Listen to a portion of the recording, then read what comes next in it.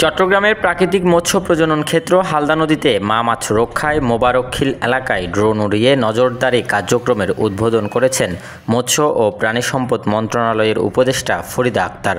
মঙ্গলবার বিকেল ৩টায় এ কার্যক্রমের উদ্বোধন করা হয়। হালদার মা মাছ রক্ষায় এখন থেকে এসব ড্রোন দিয়ে নজরদারি করা হবে।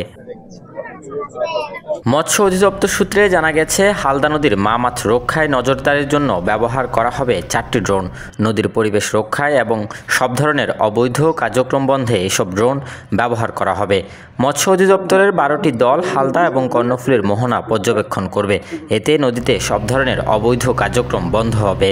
একটি ড্রোন 7 লাখ টাকা করে কেনা হয়েছে ঠিকাদারের মাধ্যমে। এর আগে মঙ্গলবার সকালে নদীর গহিরা এলাকায় মাছের পোনা অবমুক্ত করেন উপদেষ্টা ফরিদা আক্তার। এরপর স্পিডবোট দিয়ে হালদা নদীর 20 কিলোমিটার এলাকা পর্যবেক্ষণ করেন তিনি। বেলা 2টায় হালদার অংশীজনদের সঙ্গে মোবারকখিল এলাকায় তিনি মতবিনিময় সভা করেন। সভায় ফরিদা আক্তার হালদার প্রাকৃতিক পরিবেশ, দূষণ, ডিম সংগ্রহ ও জেলেদের নানা সমস্যার কথা তুলে ধরে বলেন, হালদা দেশের বড় ঐতিহ্য, এটা সবাইকে মিলে রক্ষা করতে হবে।